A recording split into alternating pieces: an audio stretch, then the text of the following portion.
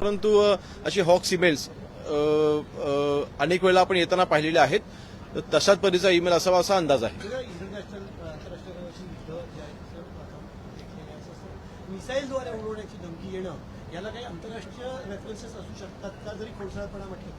नाही बघा, तसं कशाही पद्धतीचं असं मिसाईलने उडवणं म्हणजे भारतावरती हल्ला करणं, मला वाटतं आंतरराष्ट्रीय दृष्ट्या जे काही आपलं राजकीय वलय आहे तशी शक्यता अतिशय कमी आहे. आज जे काही युद्ध चालू आहे ते मिडल ईस्टमध्ये युद्ध चालू आहे. अशा वेळेस हा ईमेल जो आलेला आहे त्याचा युद्धाशी संपर्क जोडणं ही करायची चुकीचं राहील. मी मगाशी म्हटल्याप्रमाणे हॉक्स ईमेल्स हे वारंवार धमकीचे येत असतात.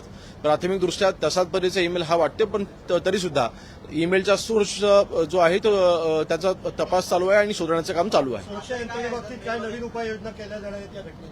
नाही, ऑलरेडी आपण विधिमंडळ असेल किंवा मुंबईमधली जी काही महत्वाची ठिकाणं असतात त्याचा सुरक्षेच्या बाबतीमध्ये वारंवार आढावा हा घेतला जात असतो मुंबई पोलिसांच्याकडनं. आणि सगळ्याच ठिकाणी आपण ज्या काही ठिकाणांचा त्याच्यामध्ये उल्लेख आहे त्या सगळ्या ठिकाणच्या सुरक्षिततेच्या बाबतीमध्ये वेळोवेळी आढावा हा घेतला जात असतो.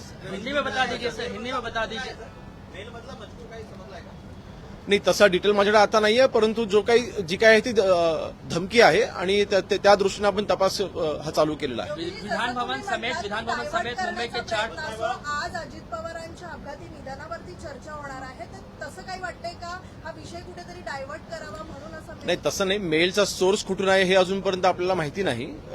ते आपण तपासाचं काम सध्या अजून चालू आहे, त्यामुळे तसं कुठलेही तर्क लावणं आता चुकीचं राहील. विधान भवन समेत 12 मार्च 1993 ला मुंबईत बॉम्बस्फोट झाले होते, त्याला कुठेतरी ही तारीख जुळवली जाते का? कारण का 33 वर्षानंतर अशा पद्धतीने बघा, अजूनपर्यंत त्या ईमेलचा सोर्स कुठून आहे हे अजून लक्षात आलेलं नाही आहे किंवा तो तपास अजून पूर्ण झालेला नाही आहे. आणि मी मगाशी म्हटल्याप्रमाणे असे हॉक्स ईमेल्स हे अनेक वेळा येताना आपण पाहिलेले आहेत आणि तशाच पैकीचा असलेला हा हॉक्स ईमेल असावा असा प्राथमिक अंदाज आहे. विधान भवन समेत मुंबई के 4 प्रमुख स्थानों को जो है वो बॉम्ब से गिराने का मेल आया है. क्या कुछ सर अभी तक के जांच में पता चला? नहीं, प्राइमरी इन्वेस्टिगेशन में जो ईमेल का सोर्स है वो ढूंढने का भी फिलहाल काम चालू है. ये सोर्स जो है हमने देखा है काफी बार हॉक्स ईमेल्स भी आते हैं, तो जो भी प्राइमरी इन्वेस्टिगेशन या प्राइमरी इन्फॉर्मेशन जो मिल रही है उसके हिसाब से ये हॉक्स ईमेल ही होगा शायद.